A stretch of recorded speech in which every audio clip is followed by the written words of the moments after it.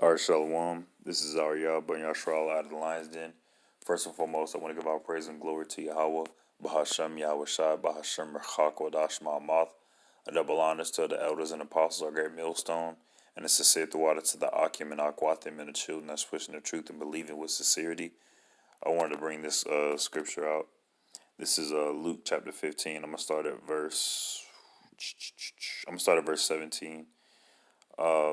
And this scripture is about a boy who, I'm gonna start up right here at verse 13. It says, "And not many days after, the younger son gathered all together and took his journey into a far country, and there wasted his substance with riotous living."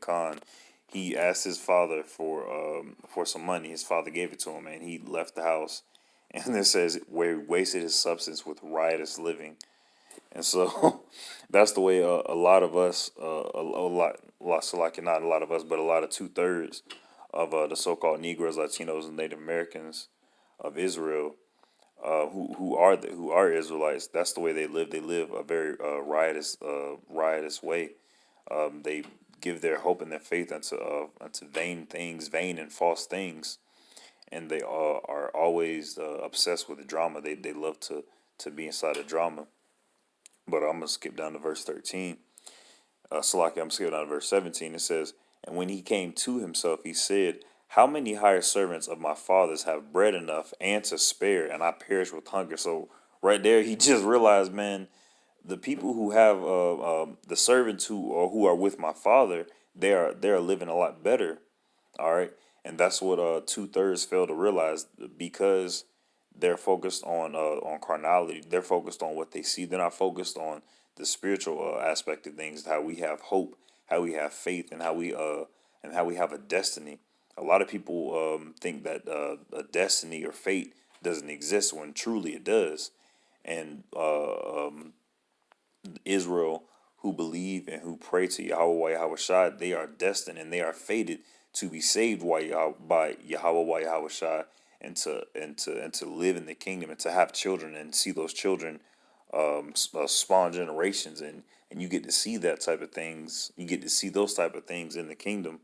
Lord willing, I'm one of the number, and I can around the four corners of the world. I'm gonna keep going to verse 18. It says, "I will arise and go to my father, and will say unto him, Father, I have sinned against heaven and before thee, and I am no more worthy to be called thy son. Make me as one of thy hired servants."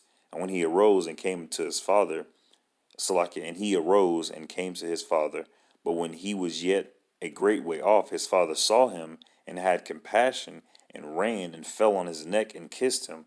And the son unto him, and the son said unto him, Father, I have sinned against heaven and in thy sight, and I am no more worthy to be called thy son. But the father said to his servants, Bring forth the best robe and put it on him. And that's the new robes that we're going to get when Yahweh Shai comes back. Because the scriptures also say, Let not thy sins weigh ye down. And that's in the scriptures so that we don't lay in our folly as a fool does.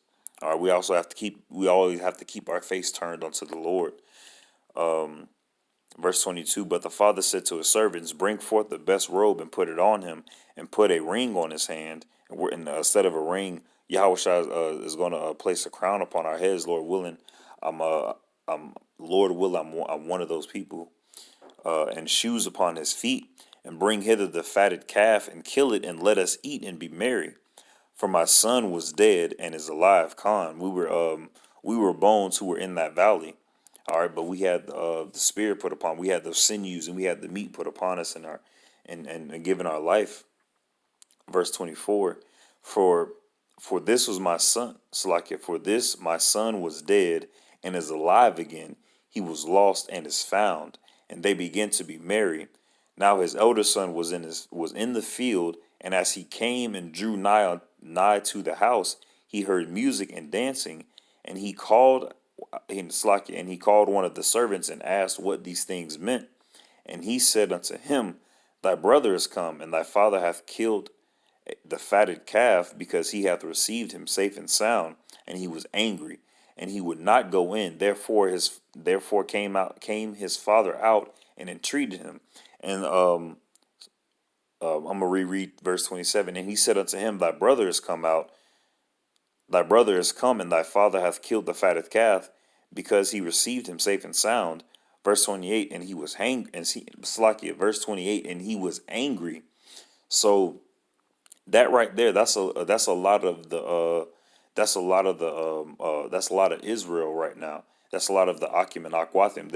They'll be angry when they see a younger brother come into the truth, and he has life, and he has a fire upon him. That's a lot of the mindset that IUIC and ISUBK are in. Are they're in that false. They're being an Israelite, but they're being an Israelite carnally. They're in that false state of mind. All right, they'll see somebody, and before they even teach them, they'll make them take off their hat. All right, or they'll make them goddamn wear fringes. All right, it's about carnality with them, but truly, what it's about. I'm gonna keep reading. Verse 29.